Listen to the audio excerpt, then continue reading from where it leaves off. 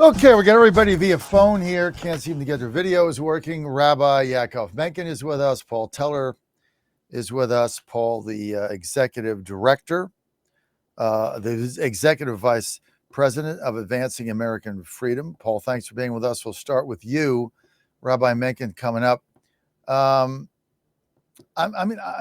Today we've got this Syrian terrorist visiting with the president in the White House. I mean, I just don't get this.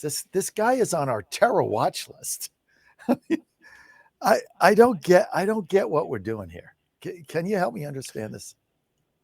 Yeah, I mean, I think we just have to hope that President Trump and the good folks around him have information that we perhaps don't have, that he is actually, the new Syrian president is now going to be a partner, an ally in some way. Because you're right. From those of us on the outside, this guy was an Al-Qaeda member like 5 minutes ago, wasn't he? So yeah.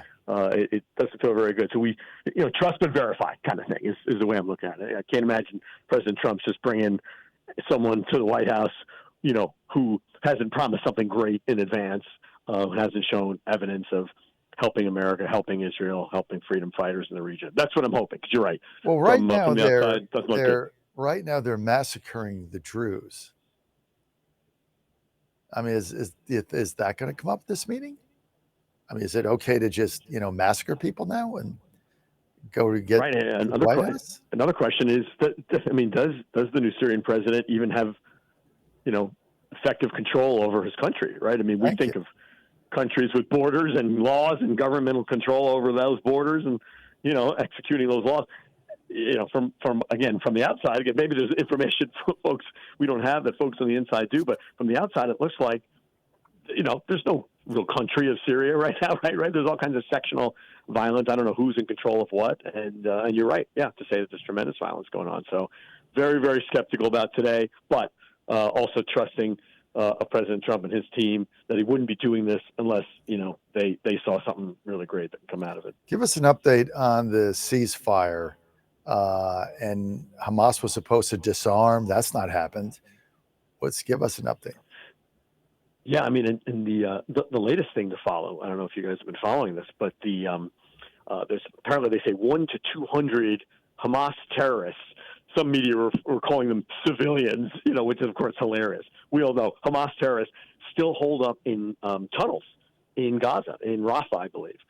And they basically said, well, look, if we let the body go of that Israeli soldier from, 2014, so 11 years of this Israeli body's been rotting literally in, Palestinian territory. We'll give you back that body in exchange for, quote unquote, safe passage for these Hamas terrorists underground in the tunnels. And again, maybe there's other information some other people have on the inside. From the outside, it's like safe passage. How about, you're in the tunnels, you're already on your way to hell. Why don't we just continue the journey, right? I mean, how's that for safe passage? The notion that we should let those folks go is just outrageous. So I hope they are not given safe passage. And I think most pro-Israel folks would agree. I'm really losing any interest in this whole thing. Now we're talking about sending peace troops there or something. I mean, the whole thing is really becoming ridiculous. All right, let's get to Rabbi Yaakov Menken. Look, I'm just glad the hostages are out, right? I mean, if all that came from this is the hostages are out, fine.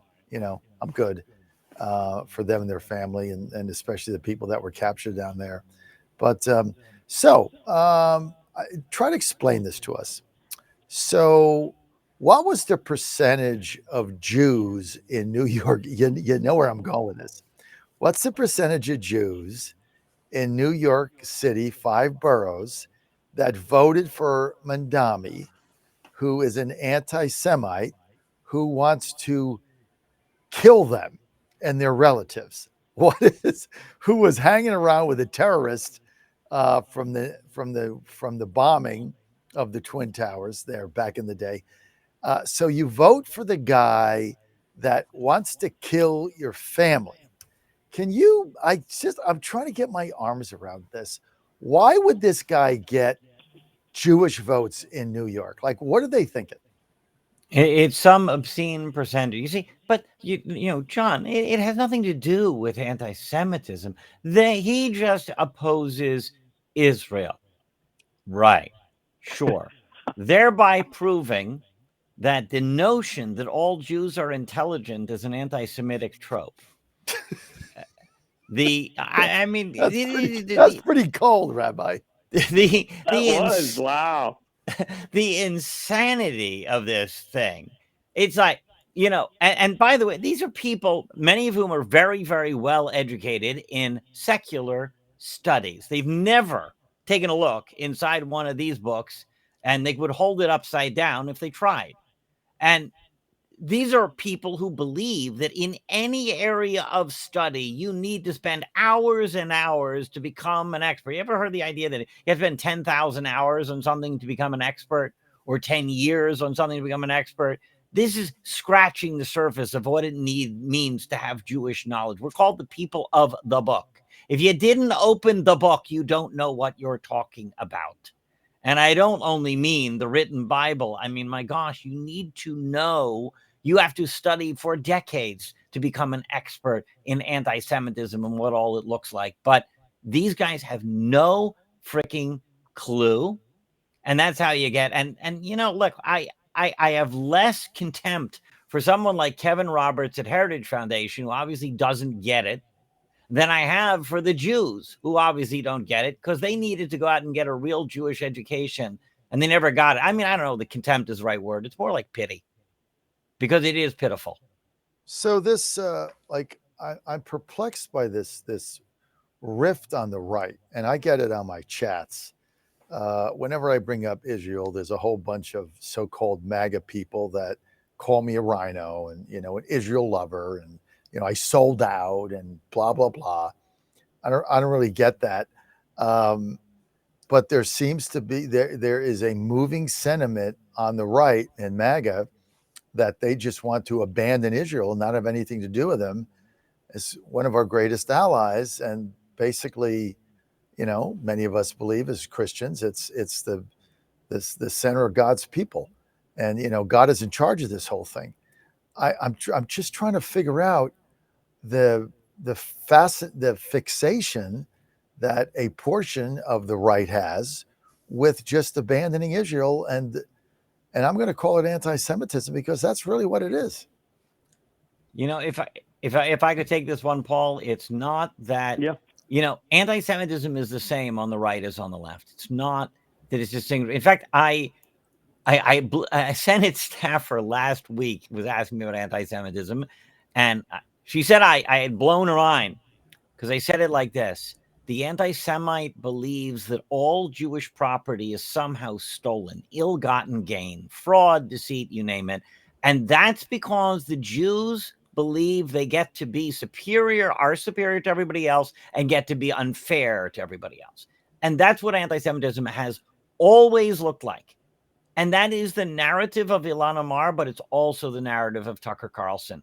In fact, Tucker Carlson just said, apparently within the last 24 hours, that Ben Shapiro supports Israel because he enjoys the killing. He enjoys the feeling of superiority. He enjoys the feeling of dominance. Isn't that what I just said? That the Jews, the anti-Semite believes, the Jews believe themselves superior to everybody else and entitled to take advantage of them. If you actually, I mean, gosh, look around America. How many hospitals have Jewish names on them? How many Mount Sinai hospitals are there? Cedars Sinai, et cetera, et cetera. How many ambulance corps with volunteers? The Jews are overrepresented throughout taking care of the health and well-being of everybody else in the country, because it is part of our culture. It really is. And the idea that, he just rejoices in the killing. Tucker Carlson is unconcerned with the reality. He's only got the mind virus that is anti-Semitism. And this is taking root now in the MAGA movement. I mean, there's no doubt about it. It's taking root. I mean, I see it all over the place. I mean, I get criticized roundly by a number of people for my support for the Israel nation and for what they're doing. and I understand that, politics aside, I mean, some people on our side hate Netanyahu. I get it. But like President Trump says, he's a very good wartime president. But I just don't understand where this is going.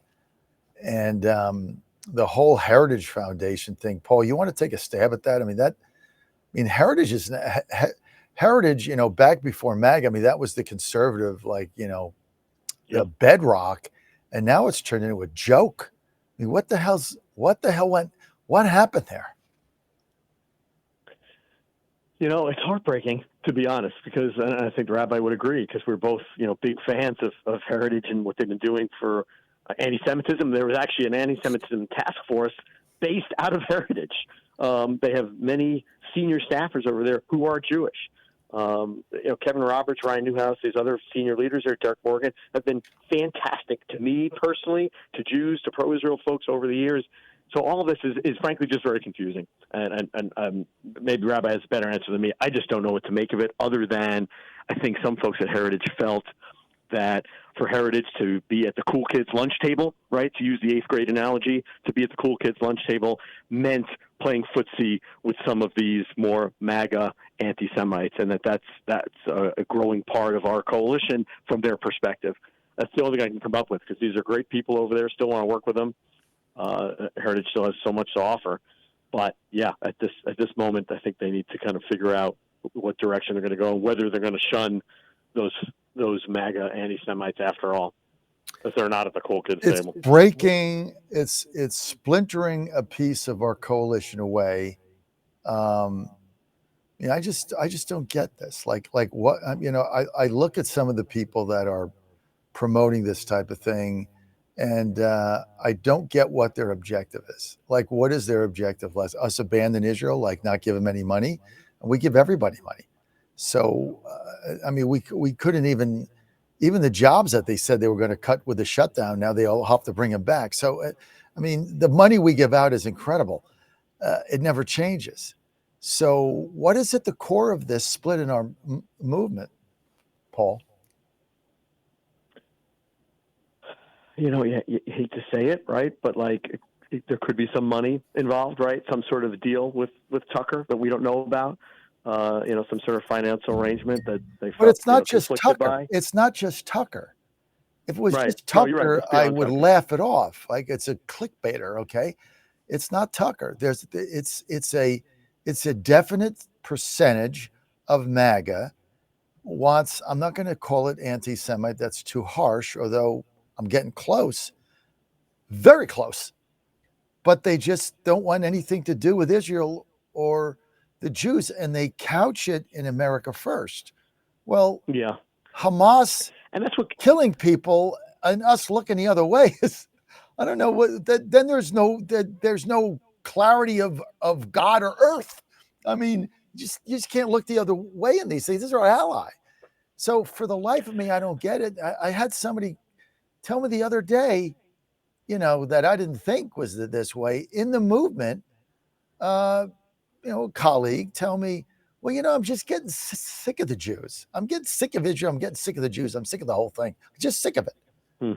I said, sick of what? Amazing. Like, stop, like the ceasefire, like getting the hostages back? I mean, what are you sick of? I'm just sick of them. Right. And that seems to be exactly. prevailing. I'm really having you guys on, just asking questions. I myself am trying to understand what the genesis of this is. That's how the big lie takes hold, John. The big lie, you just repeat the lies over and over again, and then you have the guy in the middle saying, look, I'm just sick of this conversation. What are we doing? Why don't we just get ourselves out of it? Oh, let's stop being entangled.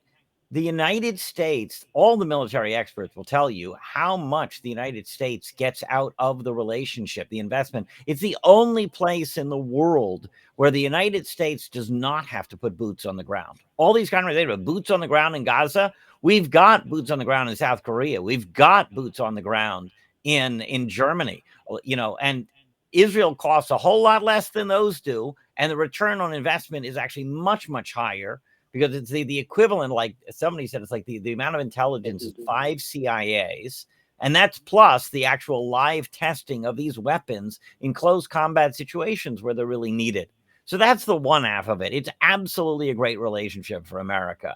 But more than that, it's this idea, and I don't have a problem saying that Tucker Carlson is an anti-Semite. He went explicitly in that zone where it's like the Jews are somehow hostile to everybody else. They say Israelis, they're using it as a proxy. They're using it as a surrogate. Come on, you know exactly what this is. And the only difference between him and Goebbels is that Goebbels said it in German. I mean, this is, like just understand where this is coming from and what it's about. And they are intentionally doing it because their hatred for others and their feeling that somehow they're under a threat from people who are more successful than they are. He's threatened by Ben Shapiro, which doesn't even make sense, right? But he recognizes that, Donald Trump is so friendly with his son-in-law, Jared Kushner. It's got to be that something is wrong over there. What Come does on. Kushner have to Grow do? up. What does Kushner have to do with any of this? I mean, give me a break, all right? The guy is an investor. I mean, whether you like him or not, he's like one guy that's trying to make money. What has that got to do with any of this? Nothing. What has that got to do with the number of Jews in New York City that voted for the guy that wants to ultimately kill them? That is, I can't get that. I can't come to grips with this. Now I know that when Hitler first ran, he got Jewish votes. I think he got 15 or 20%. He got Jewish votes in 1934, John. I know, but it wasn't really clear, I guess. But I mean, I bet if you did an exit poll, I bet Mandami carried the Jewish vote. I don't understand that. Why would you vote for somebody that hates you? Not the majority. Not the majority, but an entirely too high a percentage. I don't know if they didn't put him over the top. That's very possible. And it's just a colossal stupidity because these are people who didn't learn, don't know, and are clueless. And they think that, kumbaya, we just let him do his thing, which, by the way, again, it's exactly what the nationalistic German groups, quote unquote, Jewish groups, did in 1934, supporting Hitler when he was already calling for a boycott of Jewish businesses, and Kristallnacht had already happened. Outrageous. But guess what? Here we are again. Crazy. Rabbi Yaakov Menken, thank you. Very lively discussion, and thanks for helping me understand more of what's going on. I do appreciate that. Paul Teller, thank you as well, Executive VP of Advancing American Freedom. I'll see you guys soon. Thank you very much for all you do. Michael Patrick Leahy is next.